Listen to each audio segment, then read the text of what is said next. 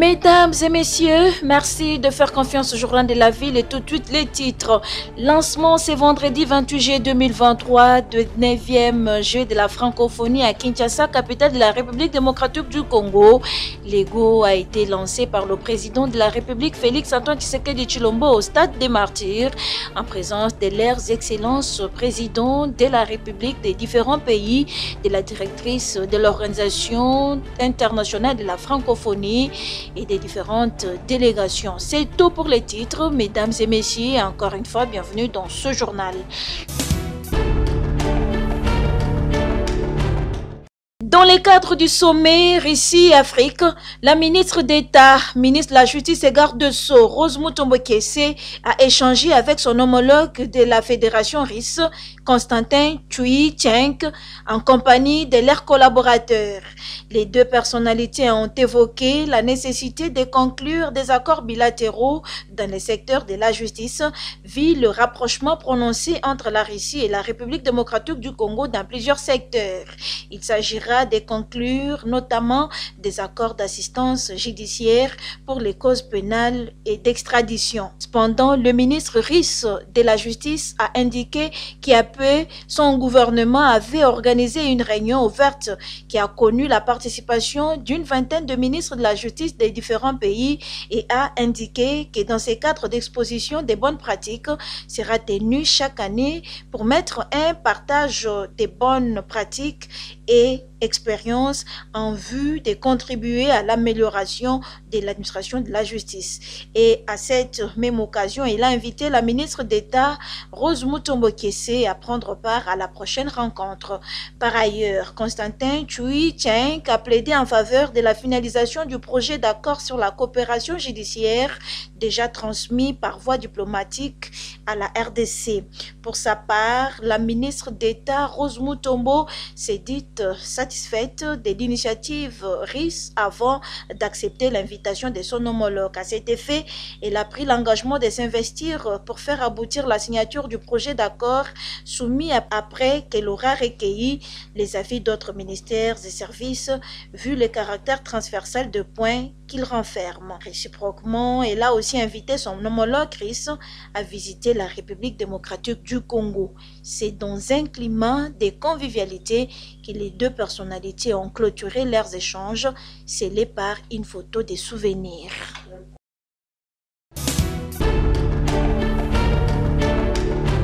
Le patron de l'économie nationale tient à une bonne collaboration entre les régies financières et les opérateurs économiques. La question était au centre des échanges qu'il a eus ce jeudi 27 juillet avec les responsables des régies financières, dont le directeur général de la Direction générale des douanes et assises, celui de la Direction générale des impôts, celui de la Direction générale des recettes administratives et domaniales et celui de l'Office congolais de contrôle, qui s'est excusé. Après avoir tenu plusieurs réunions avec les opérateurs œuvrant dans différents secteurs économiques, le vice-premier ministre, ministre de l'économie nationale, a tenu à mettre sur la table des discussions les différentes revendications, notamment des importateurs des produits pétroliers, celles des opérateurs du secteur des télécommunications et celles des importateurs du maïs dans le Haut-Katanga. S'adressant à la DGI, le vice-premier ministre, ministre de l'économie nationale, Vital Kamerhe, a demandé de suspendre l'émission des avis des régulations sur le paiement de la TVA sur les pertes et manques à gagner que l'État verse aux pétroliers. Il a rappelé que ces démarches visant à réclamer le supplément de la TVA sur la vente des produits pétroliers est légale et fondée, sauf qu'elle se base sur l'hypothèse que les manques à gagner sont calculés, notifiés et payés aux sociétés pétrolières avec taxes. Une hypothèse qui n'est pas vraie car ils sont calculés et payés hors taxes. Quant au cri d'alarme des importateurs des maïs dans le Haut-Katanga, le vice-premier ministre, ministre de l'économie nationale, a rappelé à l'OCC et à la DGDA que parmi les résolutions du gouvernement face à la crise du maïs, il a été décidé une exonération totale pour toute importation dans le Haut-Katanga. Et dans la foulée, l'OCC a également été appelé à se conformer à cette mesure dans les opérations de contrôle au laboratoire. Pour finir, le vice-premier ministre, ministre de l'économie nationale, Vital Kamerhe, a instruit les responsables des régies financières d'harmoniser dans le plus bref délai avec les opérateurs des télécommunications pour la mise en place et l'opérationnalisation du cadre de concertation en vue d'apporter l'équilibre dans la taxation fiscale qui les oppose actuellement. Une réunion d'harmonisation entre le ministère de l'économie nationale, celui des finances et des hydrocarbures ainsi que la DGI sera tenue incessamment pour examiner la question de la dépense fiscale sur les produits pétroliers.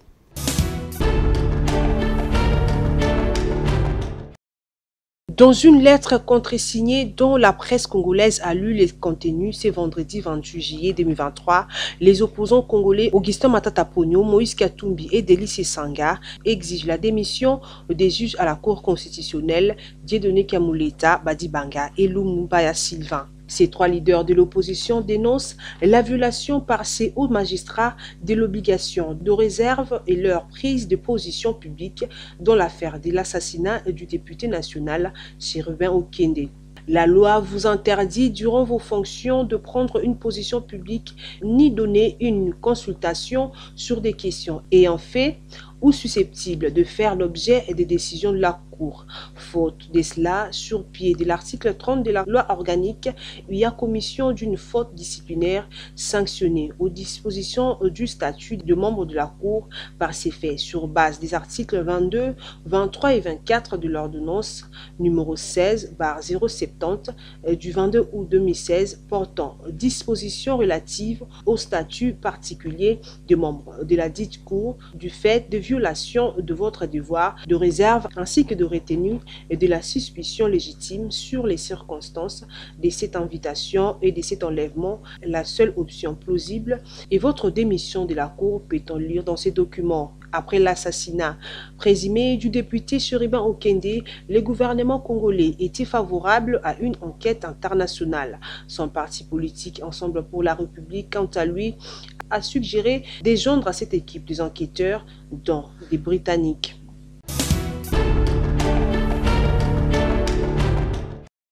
Les procès de l'opposant Jean-Marc Abound Akabound reprend le 7 août 2023 devant la Cour de cassation qui les poursuit après plusieurs mois de break à la suite de l'exception d'inconstitutionnalité soulevée par la défense. C'est ce que renseigne une nouvelle citation à prévenu lui adressée le jeudi 27 juillet par cette juridiction à partir de la prison centrale de Makala où se trouve incarcéré depuis un certain temps.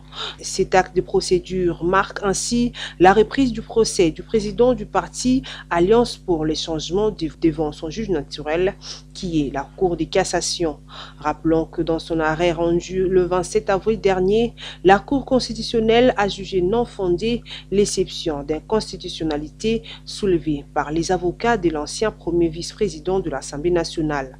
En novembre 2022, ces avocats avaient saisi la Cour constitutionnelle en interprétation de la requête aux fins de fixation d'audience qui énumérait 12 infractions contre leurs clients alors que le réquisitoire du ministère public qui avait été adressé à l'Assemblée nationale ne reprenait que 5 incriminations. Soulignons que contrairement à ce qui s'est raconté dernièrement, Jean-Marc Abound demeure en détention préventive à la prison centrale de Makala. C'est malgré la décision de la justice de les placer en résidence surveillée. Il est poursuivi pour injure publique, amputation dommageable, outrage envers les autorités publiques, offense envers les chefs de l'État et propagation de faux bruits. Ces accusations ont été portées contre lui par le procureur général près la Cour de cassation dans son réquisitoire soumis le 22 juillet dernier au bureau de l'Assemblée nationale.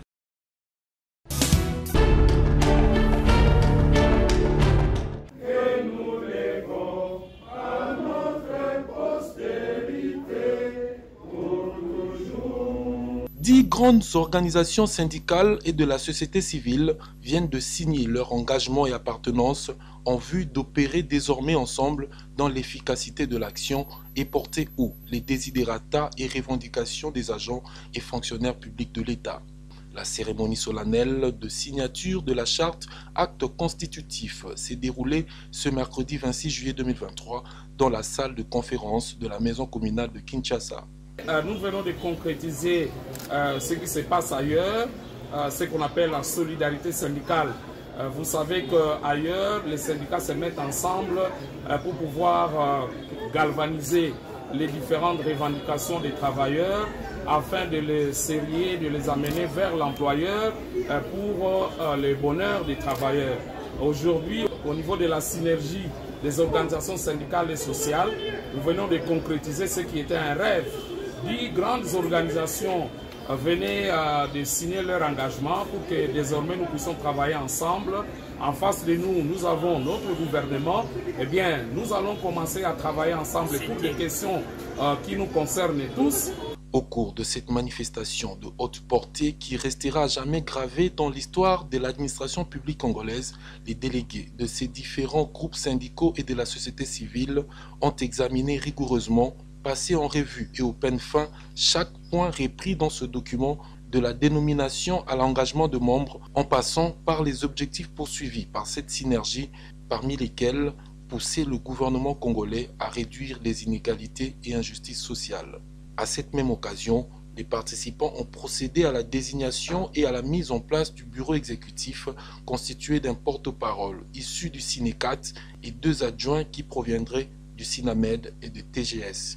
Signalons qu'à l'issue de cette manifestation, outre le mot de bienvenue prononcé par l'autorité municipale, la présentation des organisations membres, le mot de circonstance sur la nécessité de la synergie, les représentants ont évalué les activités réalisées précédemment avant la présentation du plan d'activité et des actions à mener dans les jours qui suivent.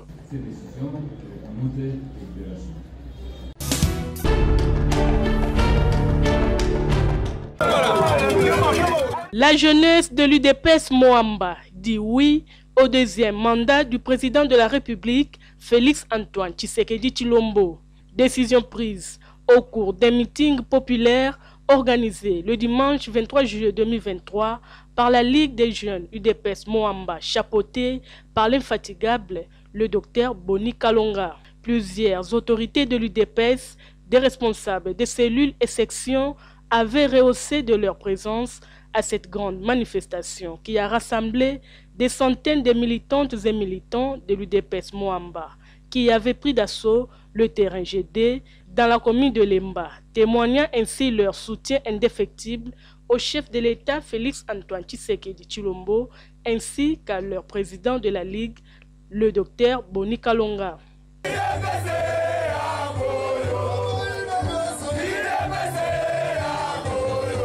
Pour le docteur Boni Kalonga 2023, c'est Félix Antoine Tshisekedi Tshilombo ou rien.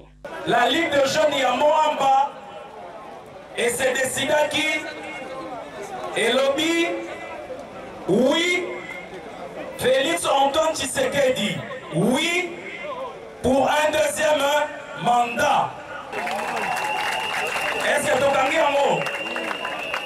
Yango Wana, Tobengisaki, le secrétaire général Ayata Tinabiso, pour ensemble de fêter décision wana jeunesse et Zoui. De son côté, le président national de la Ligue des jeunes UDPS, Amissi Makutano, a invité la jeunesse de Moamba à l'unité. Derrière le président de la République, derrière le secrétaire général, Oyolelo a valorisé Bino Bilégué sur tous les plans. Distraction et zaraté. Ma candidat Abisso Nyoso Yamoamba pour apporter mon soutien, pour faire mon makasi, pour bailler pour la côté, mais bailler pour faire sa tata pour makasi. Un trophée d'unité destiné au secrétaire général Augustin Kabouya a été remis en main du président national Amissi. Une manière pour la jeunesse de l'UDPS Moamba de montrer que le secrétaire général Augustin Kabouya est un rassembleur.